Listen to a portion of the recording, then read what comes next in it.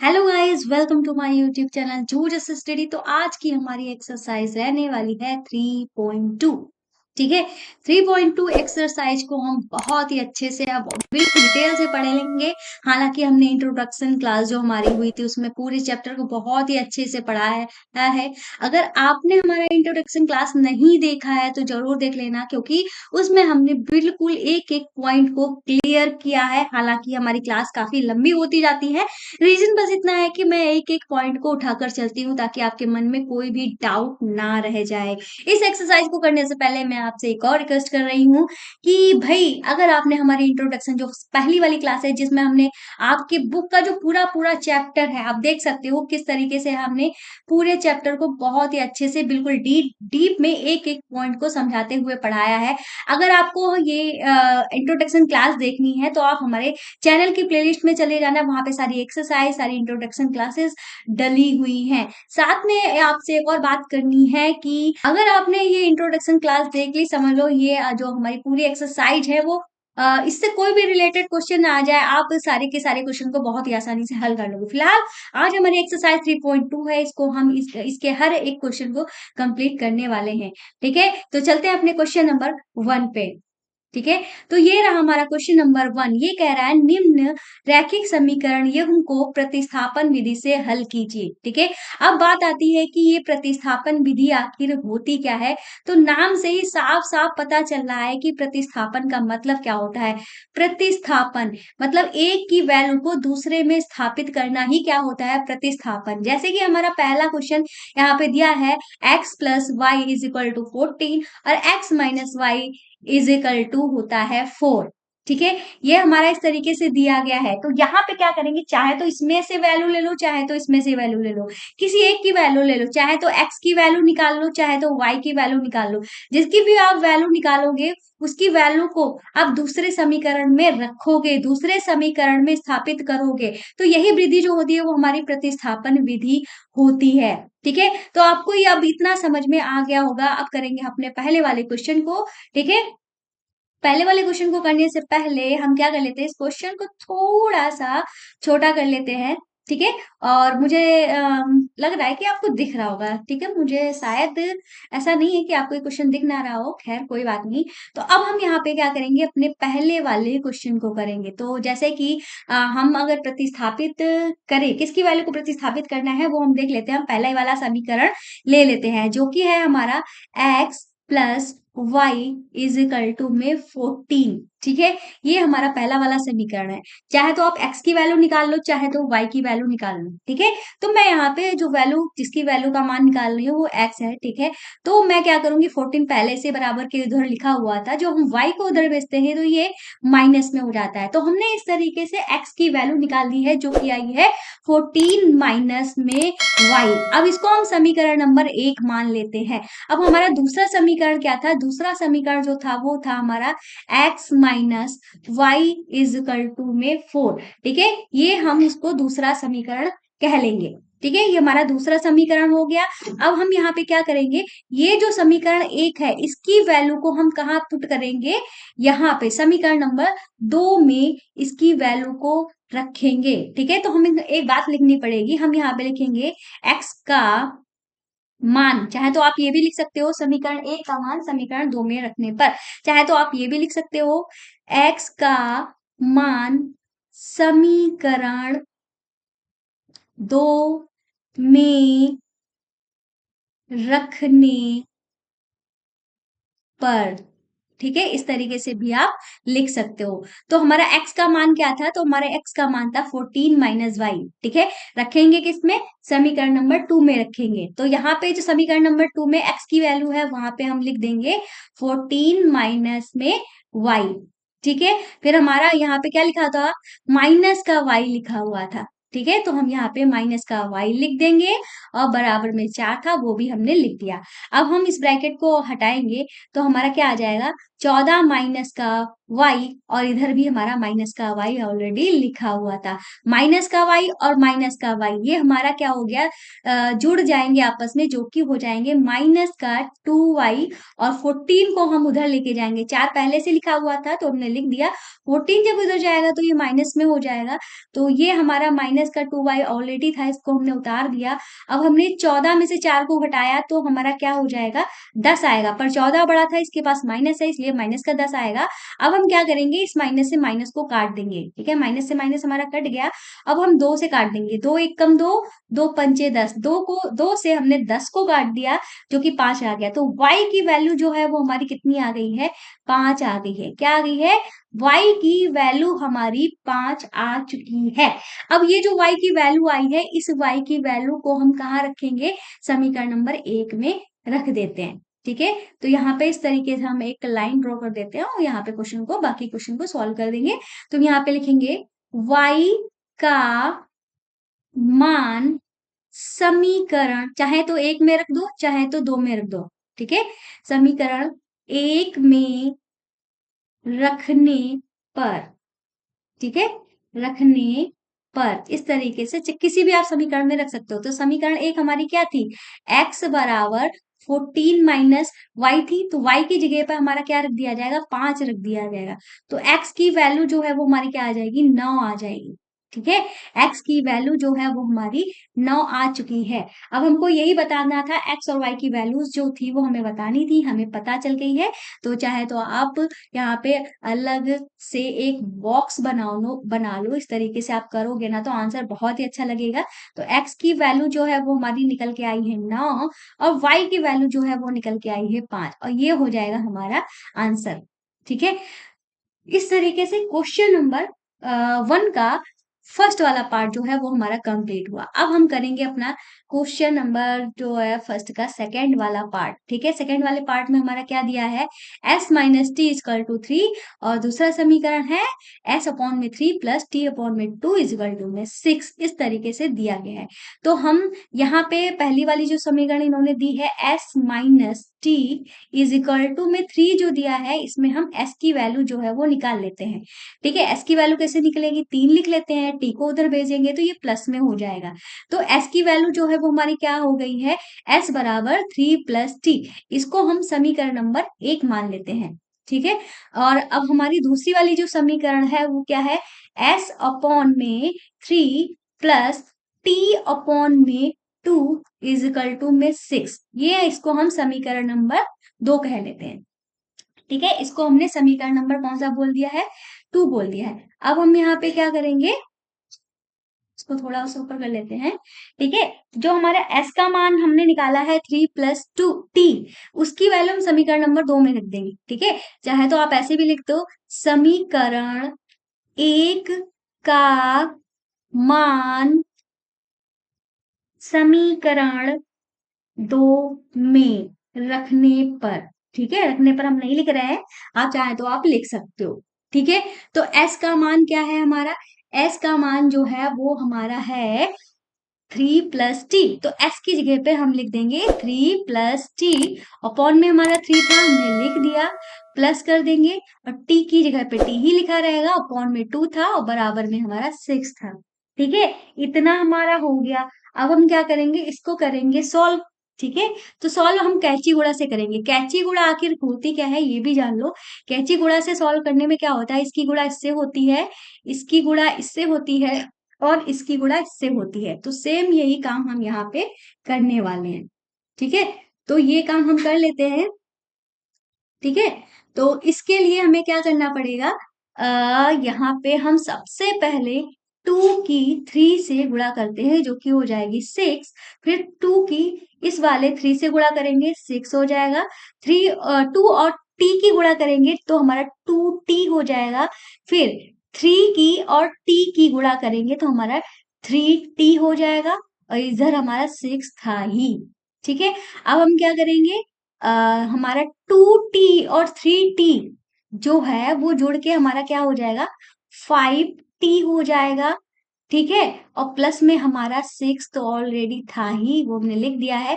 इस 6 की गुणा, हम इस 6 को उधर भेजेंगे तो गुणा में हो जाएगा, तो 6 रंग हमारा क्या हो जाएगा, 36 हो जाएगा। तो हम यहाँ पे क्या लिख देंगे, 36 लिख देंगे। अब ये वाला जो 6 है उसको हम उधर भेजेंगे तो हमारा क्या हो जाएगा, 5t इजिकल टू 36 माइनस में 6, माइनस में हो गया। तो अब हम इसको घटाएंगे तो हमारा क्या आ जाएगा, 30 आ जाएगा। 5t इजिकल टू 30 आ जाएगा। तो 5 एकम 5, 5 छक्का 30, इस तरीके से काट दिया। तो t की वैल्यू जो है वो हमारी क्या निकल के आ गई है, 6 निकल के आ गई है। ठीक है, t की वैल्यू हमारी क्या निकल के आ गई, 6 निकल के आ गई। अब यही जो हमारी वैल्यू निकल के आई है, ठीक है, ये जो हमारी वैल्यू निकल के आई है इसका मान हम दूसरी जगह रख देंगे। ठीक है, तो हम यहाँ पे लिख देंगे कि समीकरण 1 या 2 किसी में भी रख दो, एक इजी है तो एक में ही रख दो। एक में t का मान रखने पर, ठीक है, इस तरीके से मान रख देंगे।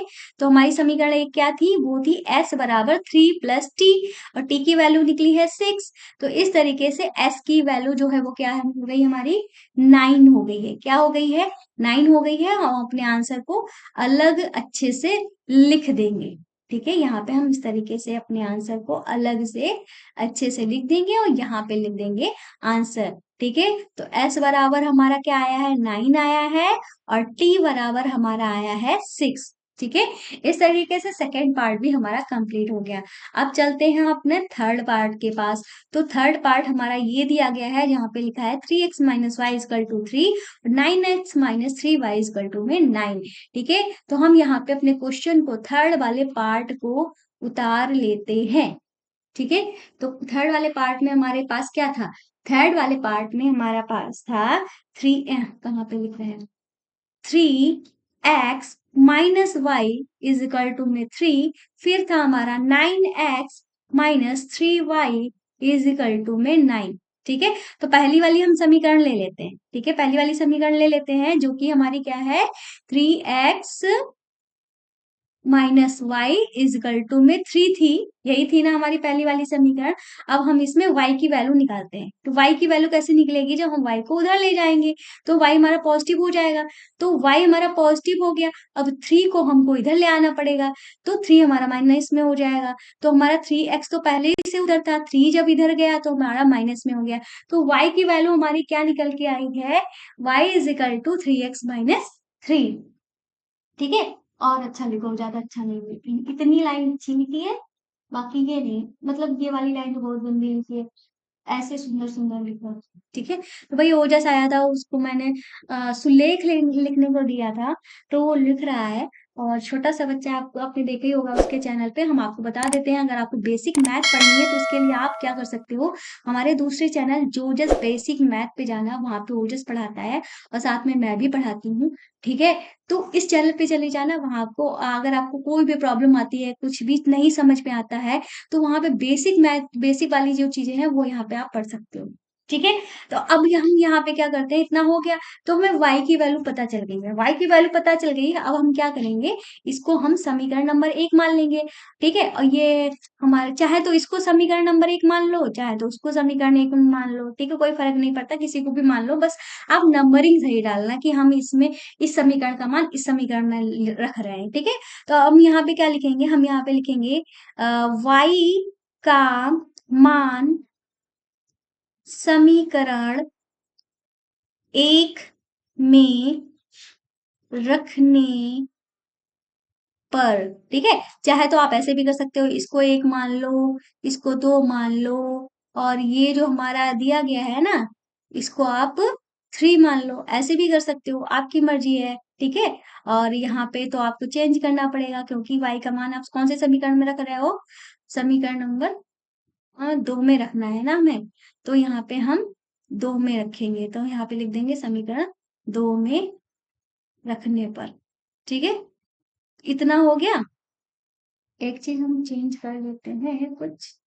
ठीक है, इतना हो गया। अब हम यहाँ पे 9x लिखेंगे। ठीक है, 9x हमने लिख लिया, माइनस का 3y है। ठीक है, 3 तो लिख लेंगे, y की जगह पे हमें क्या लिख देना होगा, 3x-3 जो कि हमने y की वैल्यू निकाली थी, बराबर में 9 था, हमने लिख दिया। अब हम 9x को 9x लिखा रहने देंगे। अब इस 3 की गुणा जो है अब हम दोनों से करेंगे। ब्रैकेट, पूरे ब्रैकेट से करने का मतलब है ब्रैकेट के अंदर जो भी लिखा हुआ है उससे गुणा करेंगे, ठीक है। तो हम ये काम कर देते हैं। 3 की गुणा 3x से हुई तो हमारा हो गया 3 तिया 9x। अब माइनस की गुणा इस माइनस से हुई तो हमारा क्या हो गया है, प्लस का साइन आ जाएगा। ध्यान रखिएगा, हम आपको बता देते हैं यहाँ पे, अगर हम प्लस की गुणा प्लस से करते हैं तो हमारा प्लस का चिन्ह आएगा। अगर हम प्लस की गुणा माइनस से करते हैं तो हमारा माइनस का चिन्ह आएगा। अगर हम माइनस की गुणा माइनस से करेंगे तो प्लस का चिन्ह आएगा।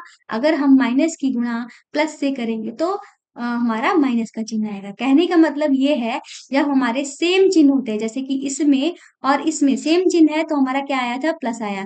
जब हमारे अलग अलग चिन्ह होते हैं तो हमारा माइनस का चिन्ह आता है। ये बात ध्यान रखना बहुत ही ज्यादा इंपॉर्टेंट है मैथ्स के लिए। अब हम 3 की गुणा 3 से करेंगे तो हमारा क्या हो जाएगा, 9 हो जाएगा। इधर हमारा 9 ऑलरेडी लिखा हुआ है। इस 9 से इस 9 को काट देंगे। ध्यान रखिएगा, कटेगा तभी जब हमारे यहाँ पे प्लस और माइनस लगे होंगे, ठीक है। और इस तरीके से हमने ये कर दिया। आगे हम चलते हैं, तो आगे हम क्या करेंगे, देखो भाई, यहाँ पे हमारे पास 9x माइनस 9x है, ठीक है।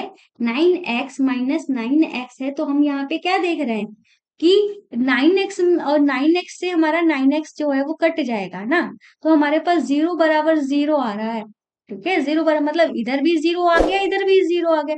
तो ऐसी कंडीशन में हमारा आंसर क्या हो गया कि, तो हमने यहाँ पे क्या देखा, हमारे पास 0 बराबर 0 आ गया है, ठीक है। हमारे पास ना x की वैल्यू आई है ना y की वैल्यू आई है, जो हमारे पास कोई भी वैल्यू आई ही नहीं है, तो हम किसका वैल्यू निकालेंगे।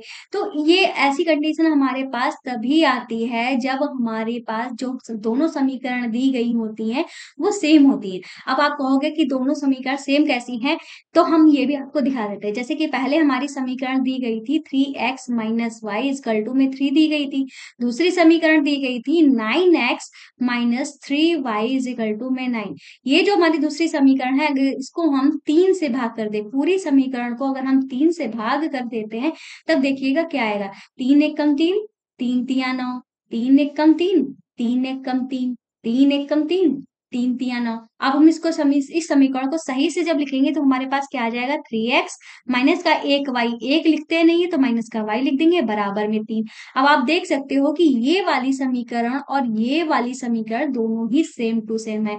इस वजह से यहाँ पे कोई भी वैल्यू नहीं निकली है। अब ऐसा क्यों हुआ है भाई, ऐसा इसलिए हुआ है, मान लो ये वाली जो हमारी रेखा थी, इसकी हमने जब रेखा बनाई ग्राफ पेपर पे इस तरीके से बनी, और इसकी हमने जब रेखा बनाई तो वो भी सेम यही रेखा इसी रेखा के ऊपर आएगी, क्योंकि सेम रेखाएं हैं।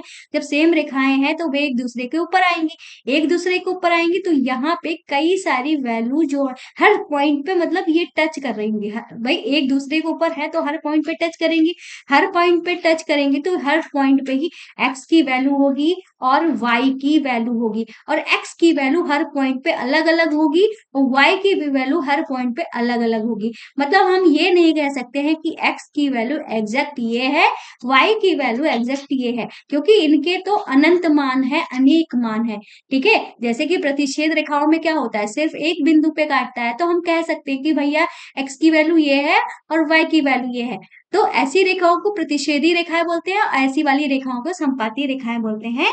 आपने पहले ही एक्सरसाइज में पढ़ा लिखा है, ठीक है। उम्मीद है आपको ये क्लियर हो चुका होगा कि ऐसा हुआ क्यों है कि हमारा 0 बराबर 0 आ गया है। तो आपको यहाँ पे एक बात लिख देनी पड़ेगी, यहाँ दोनों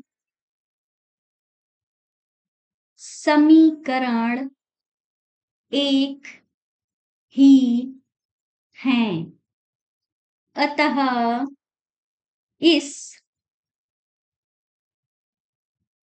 रैखिक समीकरण के या रैखिक समीकरण युग्म के, ठीक है, रैखिक समीकरण युग्म के अनेक हल होंगे, ठीक है। कितने हल होंगे, अनेक हल होंगे, तो हम उनकी वैल्यू नहीं निकाल सकते हैं, ठीक है। तो यहाँ पे चाहे तो आप लिख दो, अतः x व y के मान अनेक होंगे जो कि ज्ञात करना असंभव है। ठीक है, असंभव है। ठीक है, इस तरीके से हम आंसर को लिख देंगे। तो हमारा थर्ड वाला पार्ट भी कंप्लीट हो गया है। अब हम करेंगे अपना फोर्थ वाला पार्ट, जो कि हमारे पास दशमलव में दिया गया है। 0.2x plus 0.3y is equal to में 1.3, और दूसरी समीकरण है 0.4x plus 0.5y is equal to में 2.3। ठीक है, तो इस पार्ट को हम उतार लेते हैं। हमारी आपसे रिक्वेस्ट हमेशा ही रहती है कि भाई अगर आपने हमारे चैनल को अभी भी सब्सक्राइब नहीं किया है, प्लीज हमारे चैनल को सब्सक्राइब कर लें, क्योंकि क्लासेस करने में और मैं पूरी एक्सरसाइज एक ही टाइम, पूरी एक्सरसाइज एक ही क्लास में कंप्लीट करा रही हूँ, तो इस पे भी काफी टाइम लगता है, फिर एडिटिंग में काफी टाइम लगता है। तो उम्मीद करते हैं कि आप हमारे चैनल को सब्सक्राइब करना नहीं भूलेंगे, वीडियो को भी लाइक करना और शेयर भी कर दीजिएगा।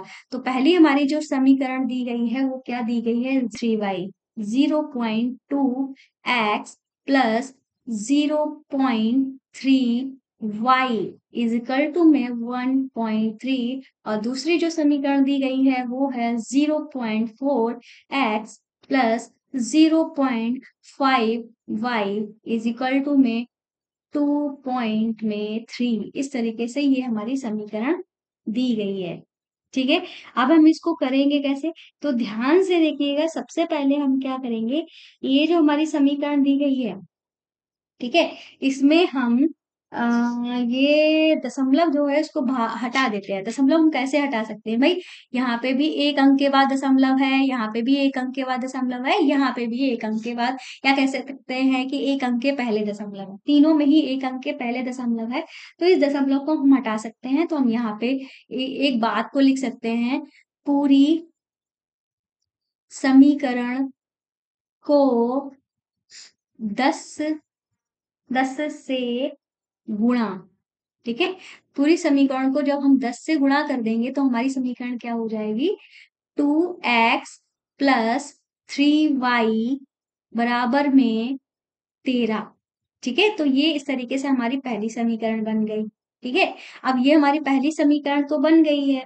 अब इसमें भी आप यही काम कर सकते हो, इसमें भी एक अंक पहले दशमलव है, इसमें भी एक अंक पहले दशमलव है, इसमें भी एक अंक पहले दशमलव दिया गया है। तो इसको भी हम यही कर सकते हैं, पूरी समीकरण को 10 से गुणा कर देते हैं। तो पूरी समीकरण को जब 10 से गुणा कर देंगे तो ये हमारा हो जाएगा 4x प्लस 5y और बराबर में 23। ठीक है, इस तरीके से ये हमारी दूसरी समीकरण बन गई है। तो हम पहली वाली समीकरण उतार लेते हैं, जो कि है हमारी 2x प्लस 3y बराबर में 13। ठीक है, इससे हम x की वैल्यू निकाल लें या y की वैल्यू निकाल लेते हैं, हम x की वैल्यू निकाल लेते हैं।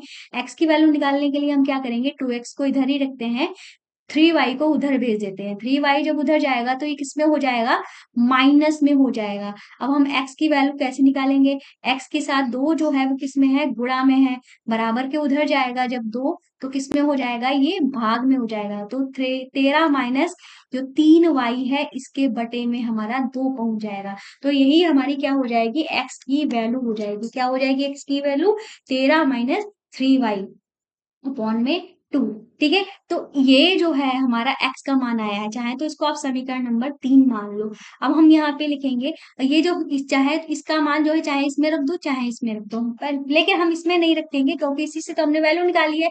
समीकरण नंबर 2 में रख देंगे। तो हम यहाँ पे लिख देंगे x का मान समीकरण 2 में रखने पर, ठीक है, समीकरण 2 में हम रख देंगे। तो 4x लिखा हुआ है, 4 लिख देंगे, x की जगह पे हम क्या लिख देंगे, 13 माइनस 3y बटे में 2, इस तरीके से लिख दिया। प्लस का 5y है तो हमने लिख दिया, और बराबर में 23 है तो ये भी हमने लिख दिया। ठीक है, इतना लिख दिया। अब हम क्या करेंगे, ये जो है 2 से काट देंगे, 2 एक कम 2, दो दूनी चार हमने काट दिया। अब ये जो दो आया है, दो की गुणा हम ये जो हमारा ब्रैकेट है इससे हम कर देंगे, ठीक है। तो हमारा क्या हो जाएगा, 13 दूनी 26 और 2 तिया 6y और प्लस का 5y हमारा दिया हुआ था और बराबर में 23 था, वो लिख दिया। अब माइनस का 6y प्लस का 5y, तो हमारे पास घट तो जाएगा पर माइनस का y बचेगा, क्योंकि 6 बड़ा है, 6 के पास माइनस है, ठीक है। अब 26 को हम उधर भेज देंगे, 23 पहले से लिखा हुआ था तो हमने लिख दिया, 26 जब उधर गया तो ये माइनस में हो गया। अब घटा देंगे, प्लस माइनस है तो घट जाएगा, 23 में से 26 जाएगा नहीं, तो 26 में से 23 को घटा दो, 3 बचेगा। और 3 बचेगा माइनस का, क्योंकि 26 बड़ा है, 26 के पास माइनस है और इधर हमारा माइनस का y था ही, तो माइनस से माइनस हमारा कट गया, तो y की वैल्यू जो है वो हमारी क्या निकल के आ गई है, 3 निकल के आ गई है, ठीक है। y की वैल्यू क्या निकल के आ गई है, 3 निकल के आ गई है। अब हम यहाँ पे क्या करेंगे, आगे का काम करेंगे। ये जो y की वैल्यू निकल के आई है, हम यहाँ पे लिखेंगे y का मान किसी भी समीकरण में रख दो, ठीक है। तो हम समीकरण नंबर 3 में रखेंगे, तो हम यहाँ पे लिखेंगे y का मान समीकरण 3 में रखने पर, ठीक है। तो समीकरण 3 में हम रखेंगे तो x बराबर क्या हो जाएगा, 13 माइनस 3y था, 13 लिख लेंगे, माइनस 3 लिख लेंगे और y की जगह पे हमारा क्या आ जाएगा, 3 आ जाएगा। y की वैल्यू रख दी हमने, बटे में हमारा 2 था, ठीक है। तो x बराबर हमारा क्या हो जाएगा, 13 माइनस 3 तिया 9 बटे में 2। सॉल्व करेंगे, 13 में से जब 9 जाएगा तो हमारा 4 बचेगा, बटे में 2 था, काट देंगे, 2 एक कम 2, 2 दूनी हमारा हो जाएगा 4, तो हमारे पास क्या आ गया है, 2 आ गया है।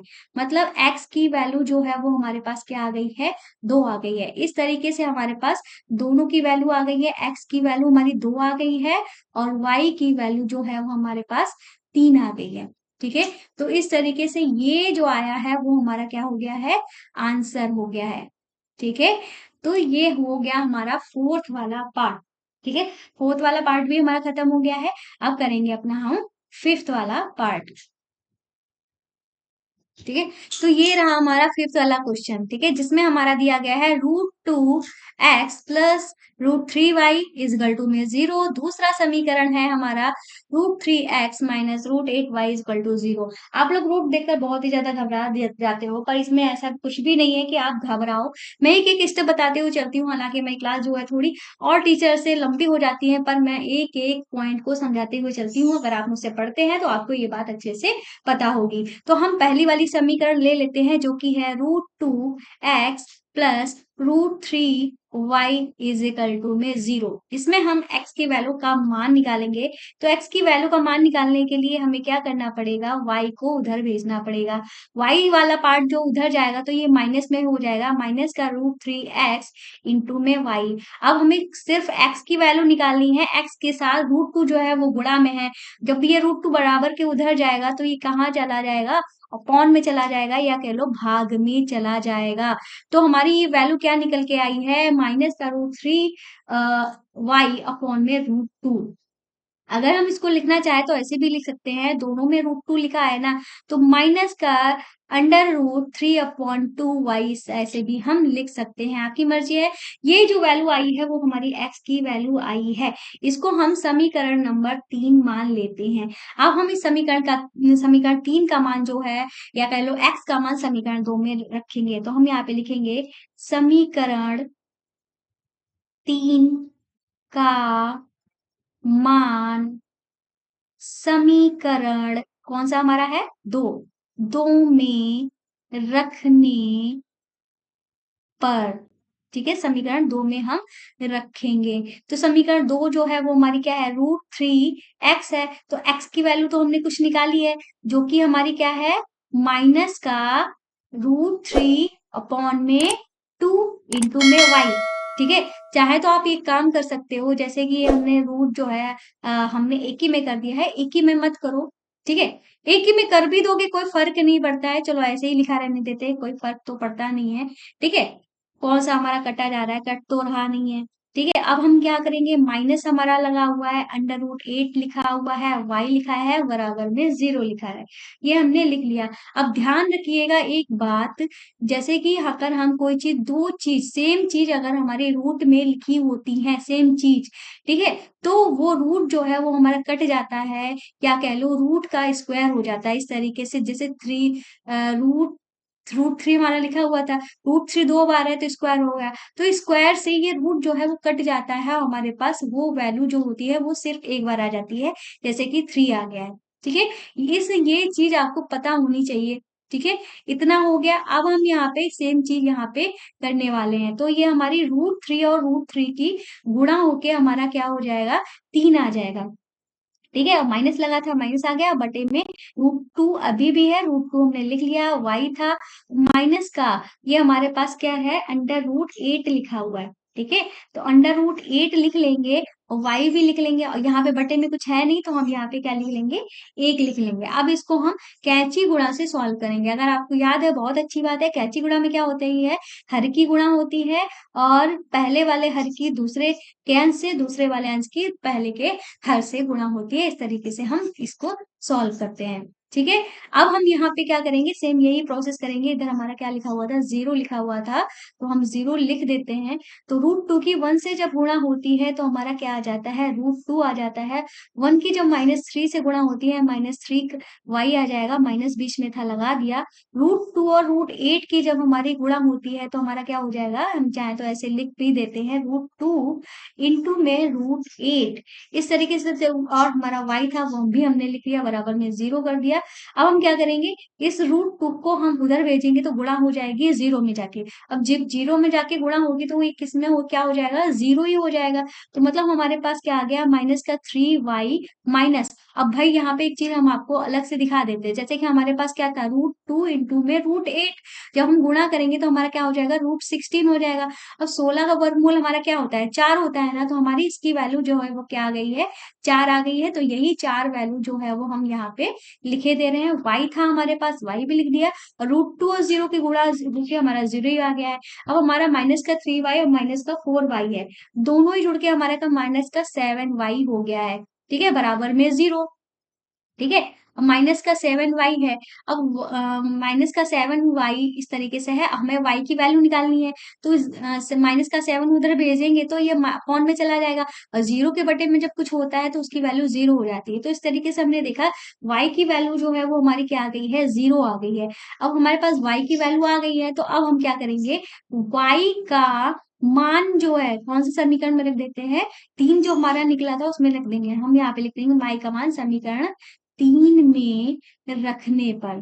ठीक है, इस तरीके से हम यहाँ पे लिख देंगे। तो हम समय, अरे यार, समीकरण नंबर 3 क्या है, x बराबर अंडर रूट, माइनस लिखा हुआ था, 3/2, और y की जगह पे हो जाएगा 0। तो x की वैल्यू जो है वो हमारी पूरी की पूरी 0 हो जाएगी, क्योंकि 0 की गुणा हम किसी से भी करते हैं उसकी वैल्यू हमारी 0 हो जाती है। तो इस तरीके से हमारे पास दोनों के ही मान क्या आ गए हैं, 0 आ गए हैं, और यही हमारा क्या है, आंसर है। इस तरीके से इनको अच्छे से ब्लॉक में बंद कर देंगे और यहाँ पे लिख देंगे आंसर, तो टीचर हो जाएगा आपसे इम्प्रेस, आपको पूरे में पूरे नंबर दे देगा। तो इस तरीके से पांचवा पार्ट भी हमारा कंप्लीट हुआ।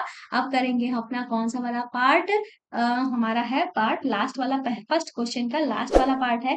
ठीक है, वो भी देख लेते हैं। तो फर्स्ट क्वेश्चन का लास्ट वाला पार्ट दोनों ही अपॉन में इस तरीके से दिए गए हैं, 3x/2 माइनस का 5y/3 माइनस 2, और ये दिया है x/3 प्लस y/2 इज 13/6। ठीक है, तो इसको हम यहाँ पे नोट डाउन कर लेते हैं, फिर अपने क्वेश्चन को सॉल्व करेंगे। ठीक है, तो ये कौन सा क्वेश्चन था, हमारा 6 वाला पार्ट था। ठीक है, अब सही है, इसको हम नोट डाउन कर लेते हैं। ठीक है, ध्यान से करिएगा सारे क्वेश्चन को, एक इस बात का ध्यान रखिएगा। ठीक है, तो हमारे यहाँ पे क्या था, x और 3x, हाँ ठीक है, 3x था, 3x/2 माइनस में 5y/3 बराबर में -2। ये थी हमारी पहली समीकरण। दूसरी समीकरण थी x/3 प्लस y/2 बराबर में 13/6। 6। ये थी हमारी दूसरी समीकरण। ठीक है, तो ये क्वेश्चन जो है वो हमने यहाँ पे नोट डाउन कर लिया है। अब हमें करना क्या है, चाहे तो x की वैल्यू निकाल लो, चाहे तो y की वैल्यू निकाल लेते हैं। तो पहला वाला समीकरण ले लेते हैं। तो पहला वाला जो हमारा समीकरण है उसको हम फिर से लिख लेते हैं यहाँ पे, 3x और अपॉन में 2 माइनस का 5y अपॉन में 3। इस माइनस को हम यहाँ पे कर देते हैं। ठीक है, इस माइनस को यहाँ पे सही से लिख देते हैं और बराबर में हमारा माइनस का 2 है। ठीक है, हम x की वैल्यू निकालनी है। तो x की वैल्यू हमारी कैसे निकलेगी, x के अलावा जो भी होता है उसको हमें भगाना होता है। जैसे कि अभी तो हम इसको x की वैल्यू निकालनी है, x तो इसके पास ही है, तो इसको तो अभी लिखना ही पड़ेगा। ठीक है, बाकी जो हमारा -2 उधर था पहले ही लिख लिया। 5y अपॉन में 3 जो था, जब जाएगा, इधर माइनस में था, बराबर के उधर जाकर ये हमारा किस में हो गया, प्लस में हो गया। ठीक है, इतना हो गया।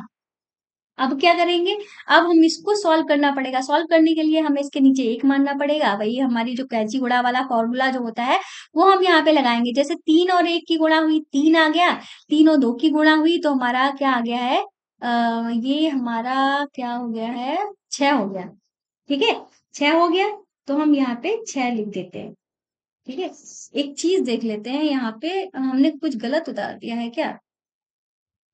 तो हम किसकी वैल्यू निकाल रहे थे,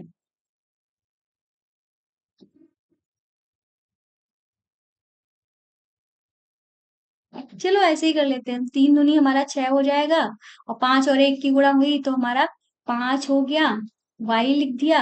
अब हम क्या करेंगे, इतना हमारा आ गया। अब इधर हमारा क्या लिखा था, 3x अपॉन में 2 था। ठीक है, अब हम यहाँ पे कैची गुणा इस तरीके से करेंगे तो हमारी जब 3x की 3 से गुणा हो जाएगी और 2 की गुणा हमारी -6 प्लस 5y से गुणा हो जाएगी। ठीक है, इस तरीके से हो जाएगी। अब हम करेंगे क्या, 3 की 3 से जब गुणा होगी तो हमारा हो जाएगा 9x।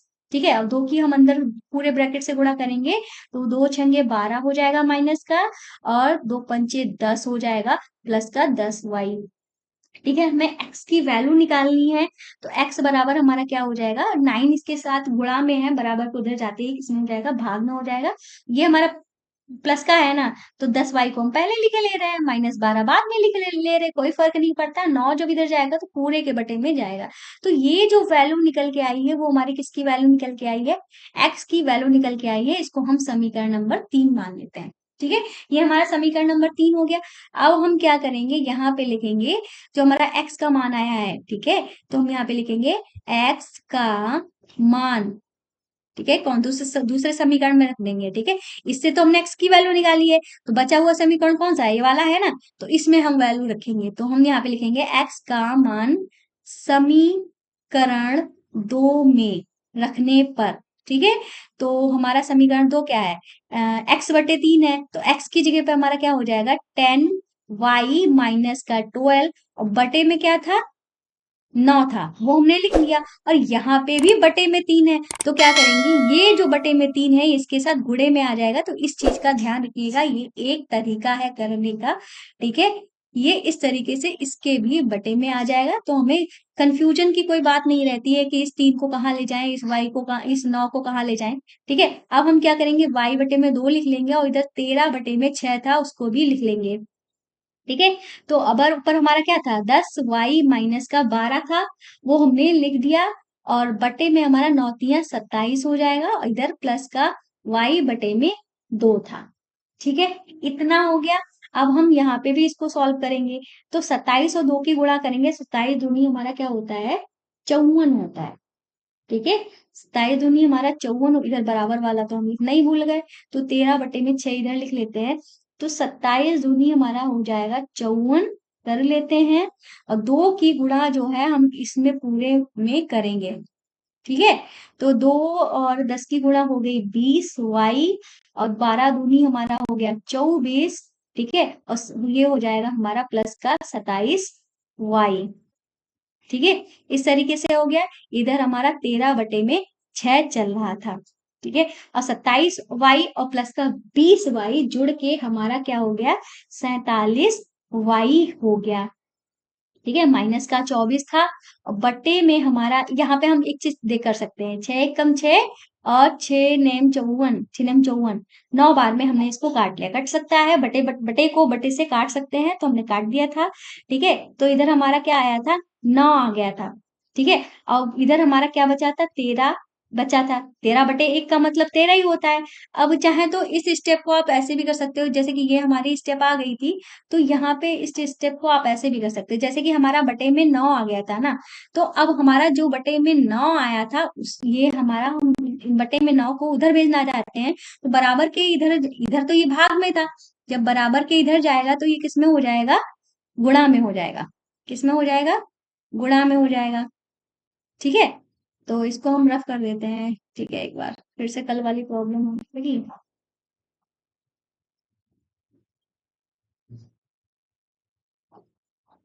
ठीक है, तो इतना हो गया।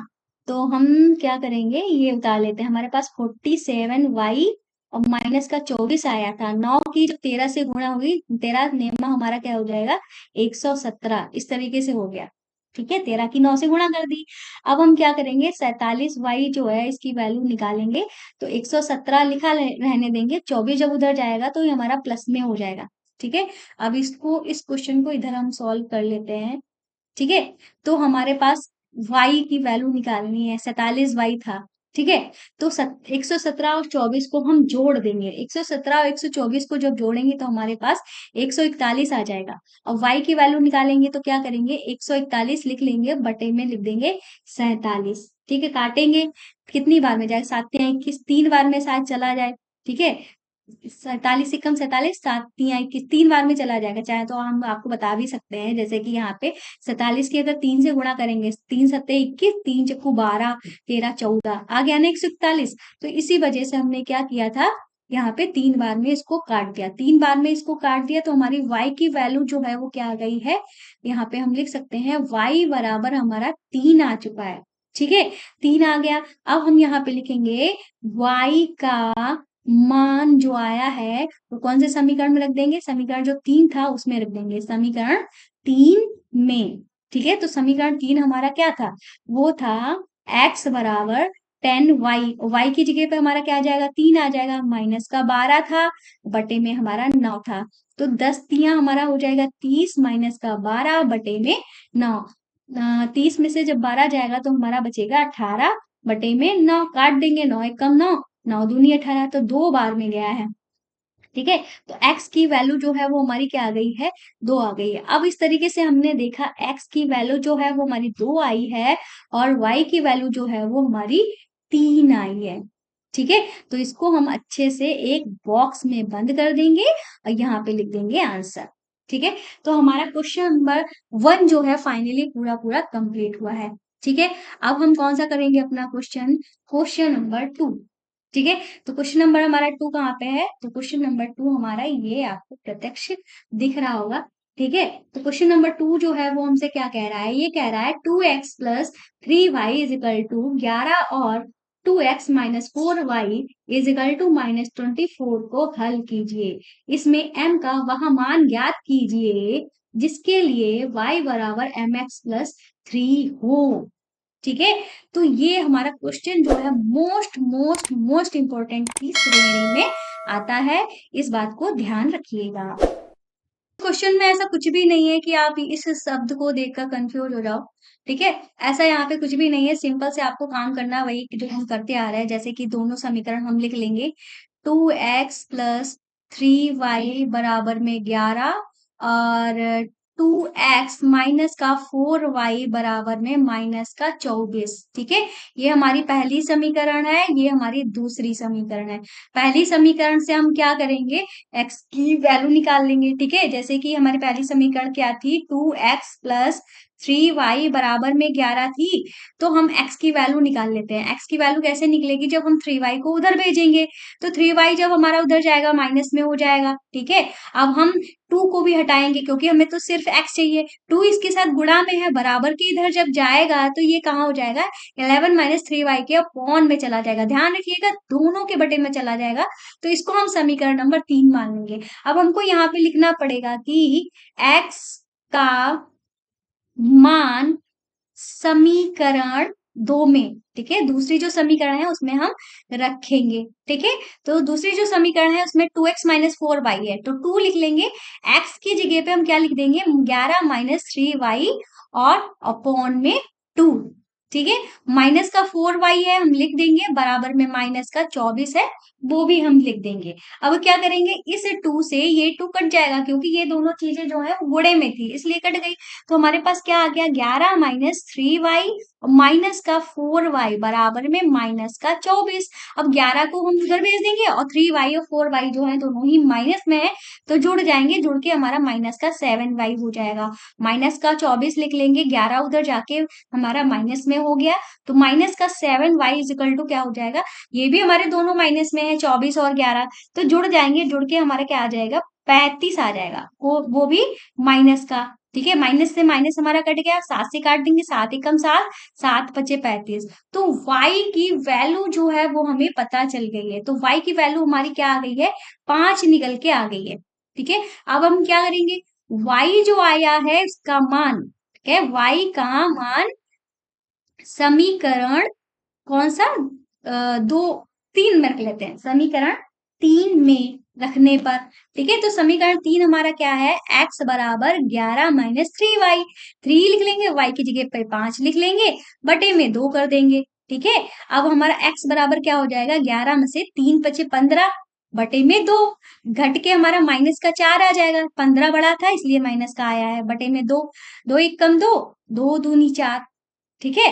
तो x की वैल्यू जो है वो हमारी क्या आई है, माइनस का 2 निकल के आई है। अब हमें x की वैल्यू भी पता चल गई है, y की भी वैल्यू पता चल गई है। अब ये कह रहे हैं m का मान बताओ, ठीक है, जिसके लिए y बराबर एम एक्स प्लस 3 हो, तो हमें क्या करना है, हम यहाँ पे ये जो हमारी समीकरण दी गई है, ठीक है, इसको हम रख लेते हैं, यहाँ पे लिख लेते हैं, क्या था, y बराबर एम एक्स प्लस 3, इस तरीके से लिख लेंगे। तो ये जो हमारी समीकरण है इसमें हम x और y दोनों का वैल्यू रखेंगे तो हमें m का मान पता चल जाएगा।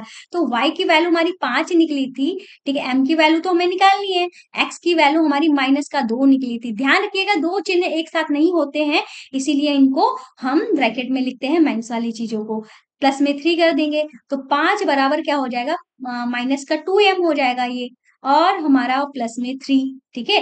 तो प्लस का 2, जो माइनस का 2m है इसको हम बराबर के इधर ले आएंगे, तो ये प्लस का 2m हो जाएगा, और 3 ऑलरेडी इधर लिखा हुआ था, ठीक है, बराबर के 5 को उधर ले जाएंगे तो ये माइनस में हो जाएगा, ठीक है। इस तरीके से आगे चलते हैं, तो हमारा क्या हो जाएगा, 2m बराबर माइनस का 2 आ जाएगा, ठीक है। तो m की वैल्यू निकालनी है, तो 2 को हमें उधर भेजना पड़ेगा, माइनस 2 पहले से लिखा हुआ था, 2 जब उधर गया तो अपॉन में चला गया, काट देंगे, 2 एक कम 2, 2 एक कम 2, ठीक है। तो हमारा m की वैल्यू माइनस 1 बटे 1 आई, जिसको हम क्या कहते हैं, m बराबर माइनस 1 ही बोलेंगे। तो ये हो गया है हमारा आंसर, इन्होंने कहा था m का मान बताओ, तो m का मान निकल के आ गया है, जो कि है m बराबर माइनस 1, ठीक है। इस तरीके से क्वेश्चन नंबर 2 भी हमारा हो जाता है कंप्लीट। अब हम करेंगे अपना क्वेश्चन नंबर 2 3 ठीक है। तो ये रहा हमारा क्वेश्चन नंबर 3, ठीक है। क्वेश्चन नंबर 3 जो है वो हमसे क्या कह रहा है, ध्यान से देखिएगा क्वेश्चन को। ये कह रहे हैं, इसमें कई सारे पार्ट्स हैं, ठीक है। निम्न समस्याओं में रैखिक समीकरण के युग्म बनाइए और उनके हल प्रतिस्थापन विधि द्वारा ज्ञात कीजिए, ठीक है। मतलब हमें क्या करना है, समीकरण इस बार हमें खुद ही बनानी है, और उसको कैसे सॉल्व करना है, प्रतिस्थापन विधि से सॉल्व करना है, ठीक है। प्रतिस्थापन विधि से सॉल्व करना है, तो कैसे होगी प्रतिस्थापन विधि से, पहले हम इसको रफ कर देते हैं, ठीक है, ताकि यहाँ पे कोई भी किसी तरह की कोई गंदगी ना हो। तो पहली हम इन्होंने पहला पार्ट जो है वो हमसे कहा है, दो संख्याओं का अंतर जो है कितना है, 26 है, और एक संख्या दूसरी संख्या की 3 गुनी है, ठीक है, उन्हें ज्ञात कीजिए, ठीक है। तो दो संख्याओं का अंतर बताया है, और इन्होंने हमसे कहा है कि एक संख्या जो है दूसरी संख्या की क्या है, 3 गुनी है। तो हमको दो शर्तें चाहिए होती हैं, दो समीकरण के लिए दोनों शर्तें हैं हमारे पास। तो हम संख्याओं की बात कर रहे हैं, तो हम मान लेंगे कि एक संख्या x है और दूसरी संख्या y है, ठीक है। इस तरीके से मानते हुए हम चलेंगे, तो मान लेंगे कि हमारा पहली संख्या बराबर x और दूसरी संख्या बराबर y, ठीक है। इस तरीके से हम लिखेंगे, तो हम यहाँ पे लिखेंगे, लिख लेते हैं, चलो भाई बोलते ही नहीं है, लिखना भी स्टार्ट कर देते हैं। माना पहली संख्या जो है वो हमारी क्या है, x है, और माना दूसरी संख्या वो हमारी क्या है, y है। ठीक है, तो इन्होंने क्या कहा, क्या है, देखो पहली शर्त में उन्होंने कहा है दोनों संख्याओं का अंतर, मतलब x अंतर मतलब घटाना, दोनों संख्याओं का जो अंतर है वो कितना है, 26 है। ये हो गई हमारी पहली संख्या। फिर उन्होंने कहा एक संख्या दूसरी संख्या की 3 गुनी है।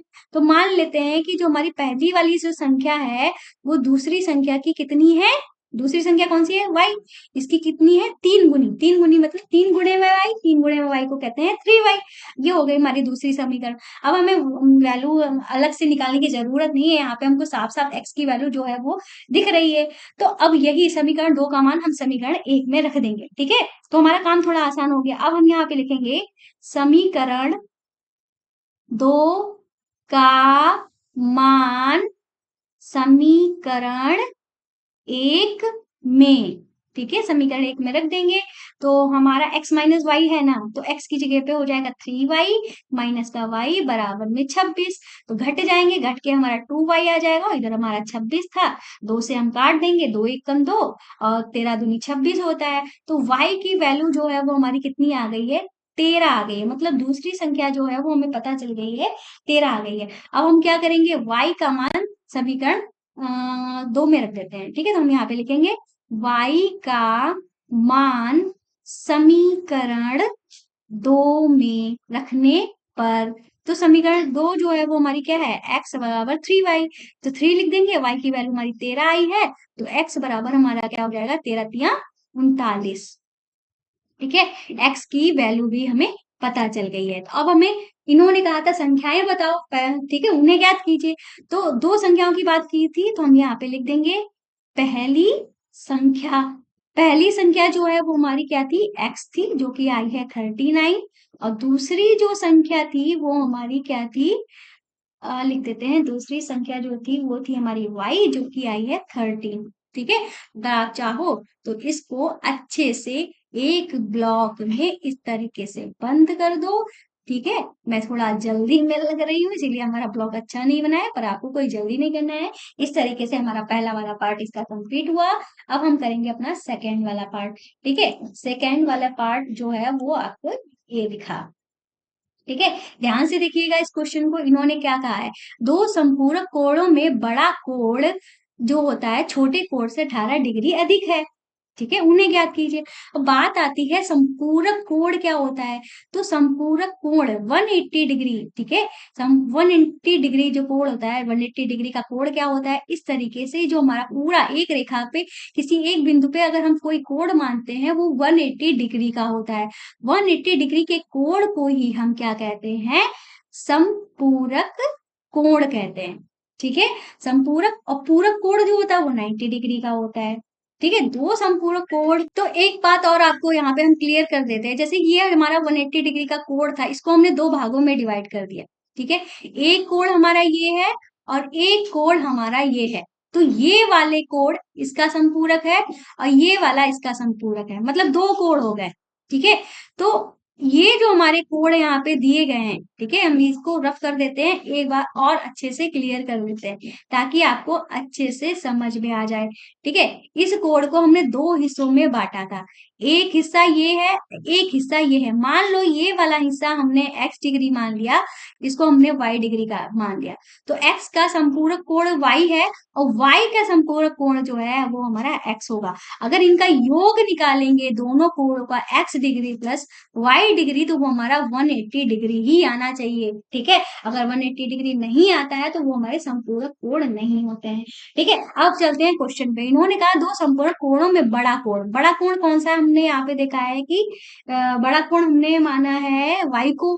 ठीक है, और छोटे कोण से 18 डिग्री अधिक है। तो हम यहाँ पे सबसे पहले तो लिख लेंगे, माना एक कोण जो है कितने का है, x डिग्री का है। यहाँ पे लिखेंगे माना दूसरा कोण वो कितने का है, y डिग्री का है। ठीक है। सो पहली, हमको पता है संपूरक कोण है, तो सबसे पहली शर्त तो अपने आप यही हो गई कि दोनों का योग जो है वो कितना होना चाहिए, 180 डिग्री होना चाहिए। ठीक है, यही तो हमारी पहली समीकरण हो गई। इसीलिए उन्होंने दूसरी बात नहीं बोली है, बस संपूरक वर्ड यूज कर लिया है। संपूरक वर्ड का मतलब ही 180 डिग्री होता है। बस एक ही शर्त बोली है इन्होंने, बड़ा कोण जो है, ठीक है, मान लेते हैं कि माना, ठीक है, हाँ, माना बड़ा कोण जो है मतलब कि y जो है वो x से बड़ा है। ठीक है, ये हम यहाँ पे मान लेते हैं। एक और बात, तो इन्होंने कहा बड़ा कोण जो है, ठीक है, 18 डिग्री अधिक है, तो बड़ा कोण हमारा कौन सा है, y है। वो कितना अधिक है, छोटे वाले कोण से छोटा कोण कौन सा है, x है। कितना अधिक है, 18 डिग्री अधिक है, तो 18 हमने इसमें जोड़ दिया। ये हो गया हमारा समीकरण नंबर 2। ठीक है, अब हम इसके अकॉर्डिंग चलेंगे। भाई हमें y की वैल्यू खुद ब खुद पता चल गई है, तो हमें डायरेक्ट ही हम इसमें प्रतिस्थापित कर देंगे। ठीक है, तो हम यहाँ पे लिखेंगे y डिग्री का मान समीकरण कौन सा है, 1 में रखने पर। ठीक है, रखने पर इस तरीके से हम यहाँ पे लिख देंगे, रख देंगे। फिर आगे चलते हैं, तो यहाँ पे लिखेंगे हमारा x डिग्री प्लस y की जगह पे हमारा क्या हो जाएगा, y की जगह पे हम लिख देंगे x डिग्री प्लस 18। यही तो वैल्यू थी ना, तो ये वैल्यू हमने y की जगह पे रख दी। बराबर में 180 डिग्री था, ये हमने लिख दिया। तो हमारा x और x मिल के क्या हो गया है, हमारा 2x डिग्री हो गया। और 18 को उधर भेजेंगे तो ये हमारा किस में हो जाएगा, माइनस में हो जाएगा। ठीक है, अब हम यहाँ पे 2x डिग्री बराबर क्या करेंगे, 18 इसमें से घटा देंगे तो हमारा क्या आ जाएगा, 162 डिग्री हो जाएगा। कितना हो जाएगा, 162 डिग्री हो जाएगा। अब 162 डिग्री हमारा हो गया। अब हम यहाँ पे क्या करेंगे, काटेंगे इसको 2 से। ठीक है, 2 एक कम 2 और 2 अट्ठे 16, 2 एक कम 2। तो x की वैल्यू जो है वो हमारी क्या आ गई है, 81 डिग्री आ गई है। ठीक है, जो हमारा छोटा वाला कोण था उसकी वैल्यू हमारी कितनी आ गई है, 81 डिग्री आ गई है। ठीक है, अब हम यहाँ पे जो x की वैल्यू आई है उससे हम y का मान निकालेंगे। तो यहाँ पे लिखेंगे x डिग्री का मान समीकरण कौन सा हमारा है, दूसरा वाला। ठीक है, समीकरण 2 में, तो समीकरण 2 जो है वो हमारा क्या है, y डिग्री बराबर x प्लस 18। x की जगह पे 81 हो जाएगा और यहाँ पे 18 कर देंगे, जोड़ दो देंगे दोनों को, तो y डिग्री की वैल्यू पता चल जाएगी, 8 एक 9, 8 एक 9, 99 डिग्री, 99 डिग्री हमारी आ जाएगी। तो अब हमारे पास छोटा कोण भी है, बड़ा कोण भी है। ठीक है, हम यहाँ पे लिख देंगे x डिग्री बराबर हो जाएगा, कितना था, 81 डिग्री, और y डिग्री बराबर हो जाएगा 99 डिग्री। ठीक है, अगर इनको आप जोड़ के देखोगे तो हमारा क्या आएगा, 180 डिग्री ही आएगा, चाहे तो आप जोड़ के देख लो। तो ये हो गया हमारा आंसर। ठीक है, इस तरीके से सेकंड पार्ट भी हमारा हो जाता है कंप्लीट। अब हम अपना करेंगे थर्ड वाला पार्ट। ठीक है, तो थर्ड वाला पार्ट जो है वो किया कहाँ चले गए, थर्ड वाला पार्ट कहाँ चला गया है, दिख नहीं रहा है, ये आ गया। ठीक है, तो थर्ड वाले पार्ट को भी हम यहाँ पे रख लेते हैं अच्छे से। तो थर्ड वाला क्वेश्चन जो है ध्यान से देखिएगा, ये क्या कह रहा है कि एक क्रिकेट टीम के कोच ने 7 बल्ले 6 गेंद इतने में खरीदी। बाद में उसने 3 बल्ले 5 गेंद 1750 रुपए में खरीदी।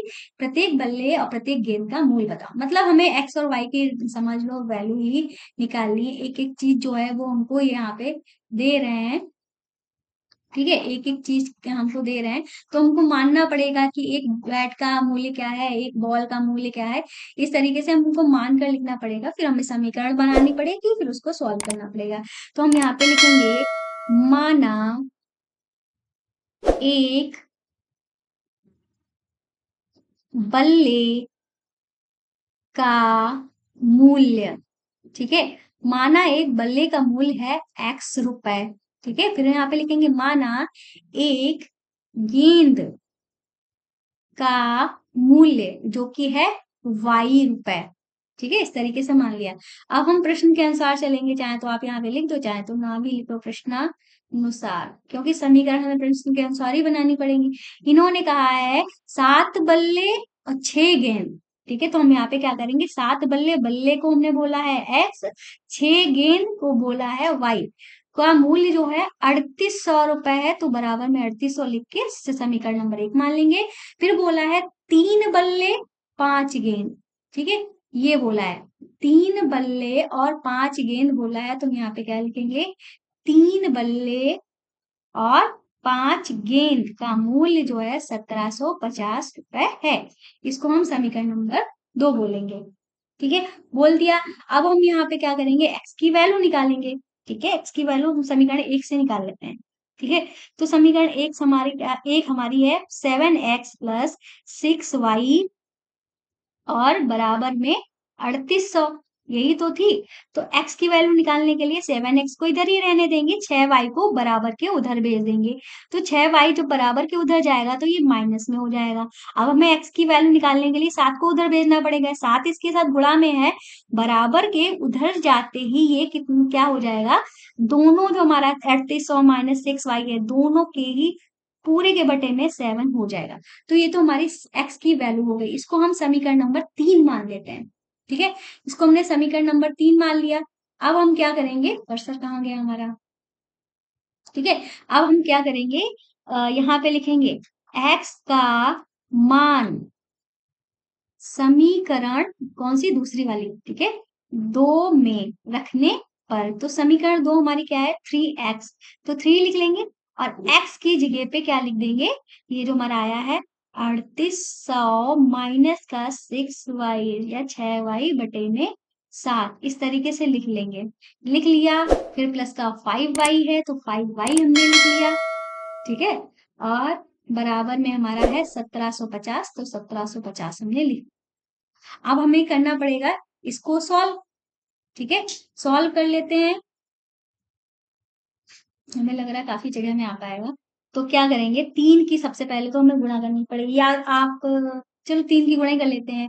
3 × 8 = 24, 3800, 3 की, इस 3 की गुणा पूरे ब्रैकेट से होगी, ठीक है, ठीक है, 3800 मतलब 3 × 8 = 24 और 3 × 3 = 9, 10 11, ठीक है। तो हमारा क्या आया है, 3 × 8 = 24 और 3 × 3 = 9, 10 11, 114 आया, 2 0 लगा दिए, माइनस लगाया, 3 6 3 18, 18y लिख दिया यहाँ पे, और बटे में, दोनों के बटे में 7, इस तरीके से हमने लिख दिया, ठीक है, दोनों के बटे में 7 हमने लिख दिया इस तरीके से। और प्लस का 5y था वो लिख दिया, बराबर में हमारा 1750 था वो हमने लिख दिया, ठीक है। अब ये वाला हिस्सा है बराबर के उधर भेजेंगे, ठीक है। तो हमारा माइनस का 18y बटे में 7, इधर प्लस का 5y है, तो 5y के बटे में भी हम 1 लिखे दे रहे हैं ताकि हम सॉल्व कर पाए, ठीक है। इधर हमारा 1750 था, अब ये हमारा 11400 जो था बराबर के इधर गया, तो ये हमारा किस में हो गया, माइनस में हो गया, बटे में हमारा 7 था। अगर कट रहा हो तो उसको काट देंगे, जैसे 7 एकम 7, 4 बचेगा, 7 4 11, तो कटेगा तो नहीं, ठीक है। फिलहाल इसको ऐसे ही रहने देते हैं। अब क्या करेंगे, ठीक है, काफी कैलकुलेशन है इसमें, तो अब हम इसको सॉल्व करेंगे। तो 7 और 1 की गुणा हमारी 7 हुई, 18 और 1 की गुणा माइनस का 18 y हो गई, 7 बचे 35 हुआ, बीच में प्लस लगा दिया, 7 बचे 35y हो गया, ठीक है। इसको भी सॉल्व करने के लिए बटे में 1 लिखेंगे, 7 एकम 7 हुआ, 1750 और 7 की हम करेंगे गुणा, ठीक है, 0 लगा दिया, 7 0 गुणा 0, 7 बचे 35, 3 हासिल, 7 7 49, 50 51 52, 5 हासिल, ठीक है, 5 हासिल हो, 7 एकम 7, 7 5 12, तो हमारा 12250 आ गया, ठीक है। माइनस लिखेंगे यहाँ पे, 1 और 11400 की गुणा हुई तो हमारा 11400 ही आ गया। इधर भी बटे में 7, इधर भी बटे में 7, तो बटे में दोनों 7 हमारे कैंसिल हो गए। अब माइनस का 18y और प्लस का 35y घट जाएंगे हमारा, तो हमारा घट के हमारा क्या आ जाएगा, 15 में से 8 गया, ठीक है, 15 में से 8 गया तो हमारा बचा 7, ठीक है, 7 बचा, और हमारा 2 में से 1 गया, 1 बचा, 17 बचा, और हमारा प्लस का बचेगा क्योंकि 35 बड़ा था, ठीक है। इधर हमारा क्या बचेगा, 1250 में से 11400 घटाना है, तो 0 में से 0 गया 0, 5 में से 0 गया 5 बचा, 2 में से 4 जाएगा नहीं, तो 12 में से 4 घटाएंगे तो हमारा 8 बचेगा, और 11 में से 11 गया तो कुछ नहीं बचा। ठीक है, अब हम क्या करेंगे, y की वैल्यू निकालेंगे तो हम क्या करेंगे, 850 बटे में 17 कर देंगे। 17 इधर जाएगा तो बटे में हो जाएगा, काटेंगे, 17 एकम 17, 17 पचे 85 और जीरो लगा देंगे। ठीक है, तो हमारा कितना आ गया, 50 आ गया। ठीक है, तो अब हमें इससे क्या पता चल गया है भाई, y की वैल्यू जो है वो हमारी कितनी आ गई है, 50 आ गई है। कितनी आई है, y की वैल्यू 50 आ गई है। आप देख सकते हो, साथ के साथ नोट करते रहेंगे तो अच्छा रहेगा, क्योंकि कैलकुलेशन ज्यादा है तभी यहाँ पे इतना ज्यादा लंबा क्वेश्चन हो गया है। अब यहाँ पे हम चलते हैं, यहाँ पे सॉल्व कर लेते हैं। तो y बराबर 50 आ गया। अब हम यहाँ पे लिखेंगे y का मान। ठीक है, कौन से समीकरण में रख लेंगे, 3 में। समीकरण 3 में, ठीक है, रखने पर, ठीक, समीकरण हमारी 3 क्या है, x बराबर 3800 माइनस में 6y, y की जगह पे हमारा क्या आ जाएगा, 50 आ जाएगा। बटे में हमारा 7 था, 7 लिख दिया।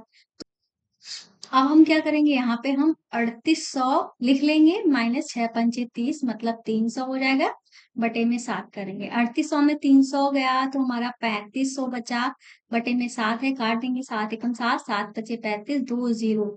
ठीक है, तो ये 7 पचे 35, 5 आएगा यहाँ पे, तो 500 वैल्यू आ गई। ठीक है, तो x की वैल्यू जो है वो हमारी कितनी आ गई है, 500, और y की वैल्यू हमारी आई थी 50। ठीक है, तो इन्होंने बोला था कि वैल्यू बताओ क्या है, कितने बल्ले का मूल्य कितना। ठीक है, तो हम यहाँ पे लिख देंगे, अतः बल्ले का, एक बल्ले, ठीक है, एक बल्ले का मूल्य बराबर कितना आया है, 500 रुपए। और यहाँ पे लिख देंगे एक गेंद का मूल्य बराबर 50 रुपए। ठीक है, इस तरीके से ये हमारा आ जाएगा आंसर। ठीक है, तो इसको आप इस तरीके से यहाँ पे यहाँ पे इस तरीके से ब्लॉक में बंद कर देंगे। अच्छे से, मेरी तरह गंदा गंदा नहीं करना है आपको, अच्छे से ब्लॉक में बंद करना है और आंसर लिख देना है। तो ये था हमारा कौन सा पार्ट, थर्ड पार्ट था, जो कि हो गया है कंप्लीट। ठीक है, अब करेंगे अपना फोर्थ वाला पार्ट। ये रहा हमारा फोर्थ वाला पार्ट। इसमें लिखा है, एक नगर में टैक्सी के भाड़े में एक नियत भाड़े के अतिरिक्त चली गई दूरी पर भाड़ा सम्मिलित किया जाता है। 10 किलोमीटर दूरी के लिए भाड़ा 105 तथा 15 किलोमीटर की दूरी के लिए भाड़ा 155 है। नियत भाड़ा प्रति किलोमीटर भाड़ा क्या है, एक व्यक्ति को 25 किलोमीटर यात्रा करने के लिए कितना भाड़ा देना पड़ेगा। ठीक है, तो ये हमारा क्वेश्चन है। तो अब आप सोच रहे होगे ये नियत भाड़ा क्या होता है, ठीक है, और ये प्रति किलोमीटर भाड़ा क्या होता है, ये होता क्या है, आप सोचोगे तो हम आपको समझा देते हैं क्लियर क्लियर वर्ड्स में, आपको समझ में आ जाएगा। जैसे कि ये क्या है, ये हमारी एक रास्ता है। ठीक है, इस तरीके से ये है हमारी रास्ता। ठीक है, ये हमारा रास्ता बना, यहाँ पे खड़ी हुई है क्या, ऑटो खड़ी हुई है। ऑटो बनाने की कोशिश करते हैं, ये रही हमारी ऑटो। ठीक है, इस तरीके से इसका फिश इधर है, ये इस तरीके से ये हमारी ऑटो है। अब ऑटो में आप बैठोगे, चाहे आप कहीं जाओ या ना जाओ, कहीं भी, अगर आप समझ लो ऑटो में बैठने का किराया जो है वो कितना है, उसको कहते हैं नियत भाड़ा। ठीक है, ऑटो में बैठने के को कहते हैं हम नियत भाड़ा। मतलब अगर आप ऑटो में बैठ गए तो आपको एक नियत भाड़ा देना पड़ेगा। ये नियत भाड़ा हमको बताना है कि है क्या। मान लिया हमने कि ये नियत भाड़ा कितना है, x रुपए है। ठीक है, अब ऑटो का किराया जो होता है प्रति किलोमीटर के हिसाब से चलता है। मान लो ये 1 किलोमीटर है, ये दूसरा किलोमीटर है, ये तीसरा किलोमीटर, ये पहला किलोमीटर, ये दूसरा किलोमीटर, ये तीसरा किलोमीटर, इस तरीके से हमारा बढ़ता रहता है। 1 किलोमीटर का किराया हमने मान लिया है y रुपए है। अगर हम 2 किलोमीटर गए तो हमारा 2y हो जाएगा, 3 किलोमीटर गए तो 3y हो जाएगा। और लेकिन हमको ये नियत भाड़ा भी साथ में देना पड़ेगा। मान लो हम 4 किलोमीटर गए तो 4 किलोमीटर का किराया हमारा क्या हो जाएगा, एक तो नियत भाड़ा वाला हो जाएगा, दूसरा 4 किलोमीटर का किराया।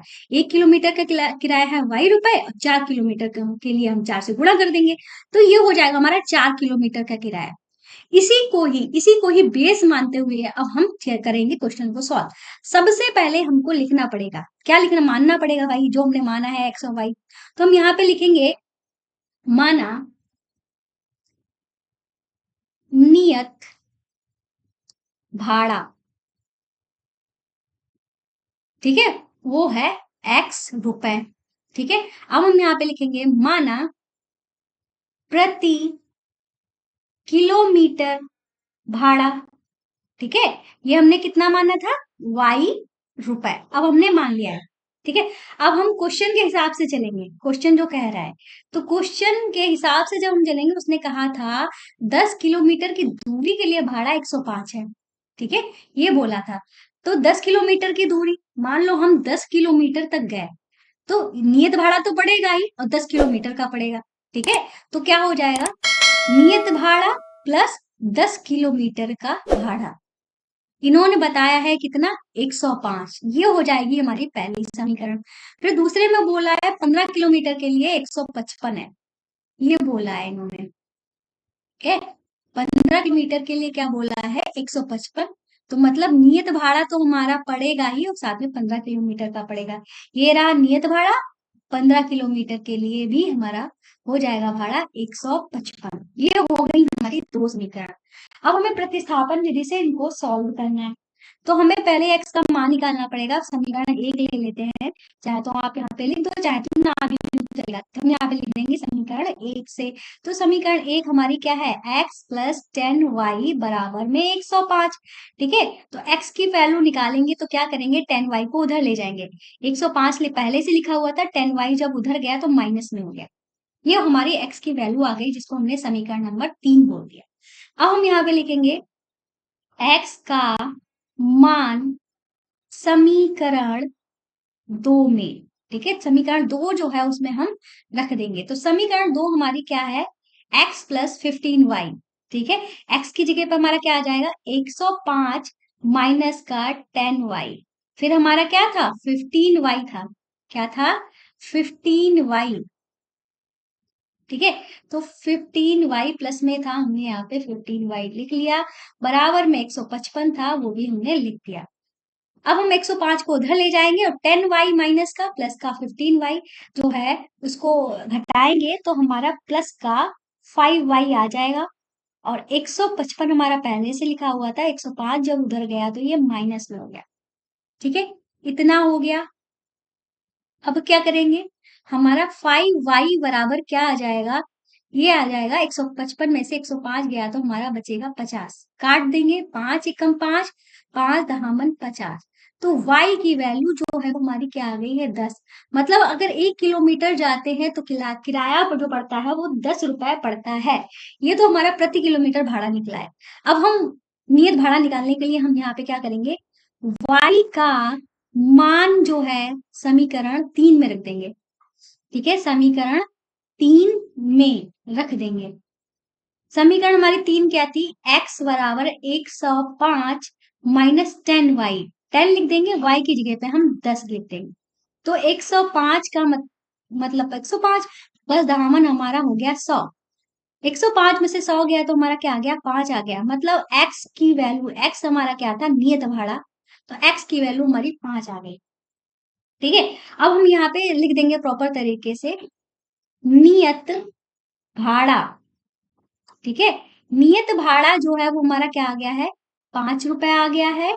और प्रति किलोमीटर भाड़ा वो हमारा है 10 रुपए। ठीक है, ये हमारे क्या है, आंसर है। ठीक है, आंसर है।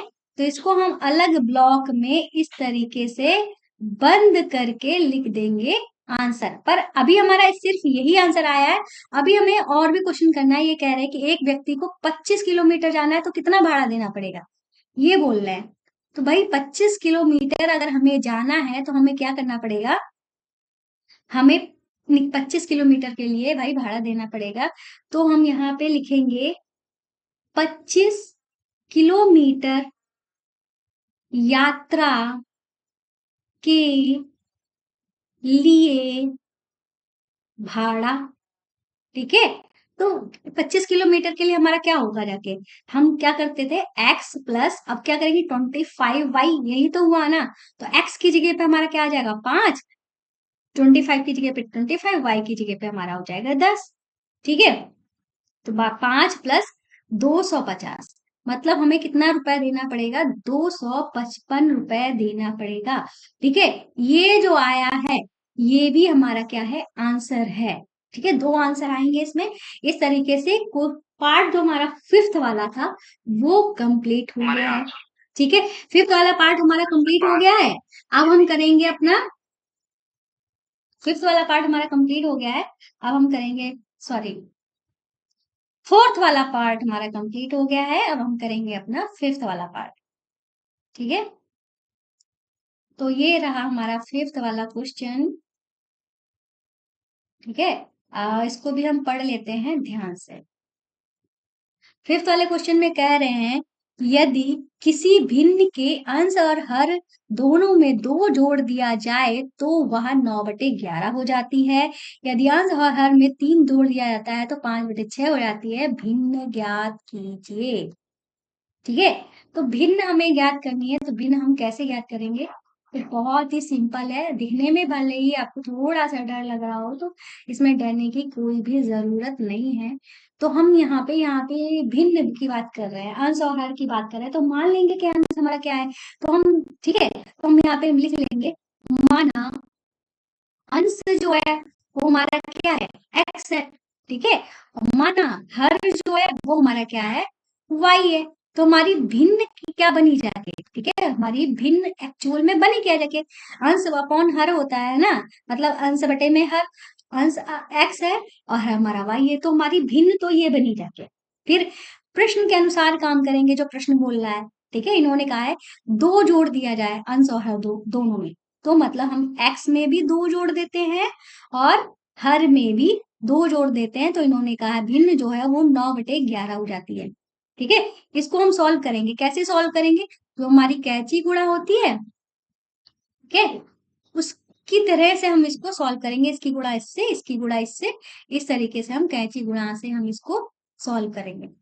ठीक है, तो कैची गुणा से सॉल्व करने के लिए हम क्या करेंगे, 11 की x+2 से गुणा करेंगे, तो 11x हो जाएगा, प्लस क्या 11×2 = 22 हो जाएगा, और इधर हमारा 9y प्लस 11 9×2 = 18 हो जाएगा। ठीक है, इतना हो गया। तो अब हम यहाँ पे क्या करेंगे, ये जो है इसको एक प्रॉपर समीकरण के रूप में बना लेते हैं। 11y हमारा लिखा हुआ था, ठीक है, 9y को हम इधर ले आएंगे तो ये माइनस में हो जाएगा। 18 पहले से उधर लिखा हुआ था, 22 जब उधर जाएगा तो माइनस में हो जाएगा। ठीक है, तो 11x था, ठीक है, x माइनस का 9y बराबर में माइनस का 4 आ जाएगा। ठीक है, इसको हम पहली समीकरण मान लेते हैं। इसको यहाँ पे यहाँ से हम पहली समीकरण इसको हटा देते हैं। ठीक है, अब हम क्या करेंगे, दूसरा वाला जो हमारा लिखा हुआ था, अंश और हर में 3 जोड़ देते हैं तो 5/6 हो जाती है। तो हम क्या करेंगे, दूसरी समीकरण के लिए x+3 बटे में y+3। ठीक है, क्या करेंगे, y+3 बराबर करेंगे 5/6 के बराबर हो जाती है। ठीक है, इतना हो गया। आगे क्या करेंगे, हम यहाँ पे कैची गुणा करेंगे। ठीक है, जैसे यहाँ पे किया था हमने कैची गुणा, 6 की गुणा हम कर देंगे x+3 से, और 5 की गुणा कर देंगे y+3 से। ठीक है, तो 6x + 6×18 हुआ, और 5y प्लस 15 हुआ। इसको समीकरण में चेंज कर लेंगे तो 6x, 5y इधर आया तो माइनस में हो गया, 15 पहले से लिखा हुआ था, 18 इधर आया तो ये माइनस में हो गया। तो 6x माइनस का 5y = माइनस का 3 हो गया। ये हो गई हमारी दूसरी समीकरण। ये जो पहली समीकरण है इससे हम x की वैल्यू निकाल लेते हैं। ठीक है, पहली वाली जो समीकरण है इससे हम x की वैल्यू निकाल लेते हैं। तो हम यहाँ पे लिखेंगे, समीकरण 1 से निकाल रहे हैं ना, तो हम यहाँ पे लिखेंगे समीकरण 1 से। तो समीकरण 1 जो है वो हमारी क्या थी, 11x माइनस का 9y में माइनस का 4। 11x लिखा रहने देंगे, ठीक है, 9y को उधर भेजेंगे तो ये -4, और क्या हो जाएगा हमारा, प्लस का 9y हो जाएगा। ठीक है, x की वैल्यू निकालनी है। ठीक है, और x की वैल्यू निकालने के लिए हमें क्या करना पड़ेगा, 11 को उधर भेजना पड़ेगा। 11 जब उधर जाएगा तो ये दोनों के बट्टे में हो जाएगा जाके। ठीक है, तो इसको हम समीकरण नंबर 3 मान लेंगे। तो अब हम यहाँ पे क्या करेंगे, ये जो x की वैल्यू आई है उसको समीकरण नंबर 2 में रखेंगे। तो हम यहाँ पे लिखेंगे x का मान समीकरण 2 में। ठीक है, तो समीकरण हमारी दो कौन सी है, हम आपको दिखा देते हैं। समीकरण 2 जो है वो आपको यहाँ पे दिख जाएगी नीचे की साइड में। 6x लिखा है तो 6 लिख लेंगे, x की जगह पे हमारा क्या हो जाएगा, -4 प्लस का 9y अपॉन में 11।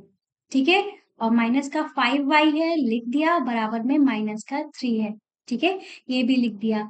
अब हम यहाँ पे क्या करेंगे, ये 6 जो है इसकी गुणा हम पूरे ब्रैकेट से करते हैं। ठीक है, तो 24 हो जाएगा माइनस का, और प्लस हमारा लगा हुआ है चिन्ह 54 हो जाएगा, y हो जाएगा।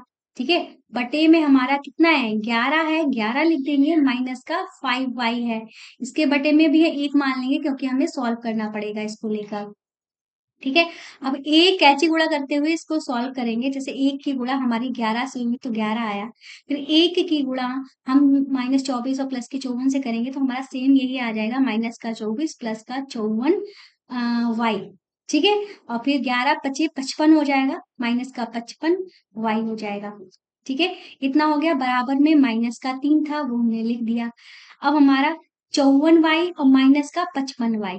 ठीक है, ये हमारा घट जाएगा, घट के हमारा क्या आ जाएगा, माइनस का y आ जाएगा। ठीक है, और माइनस का 24 ऑलरेडी था।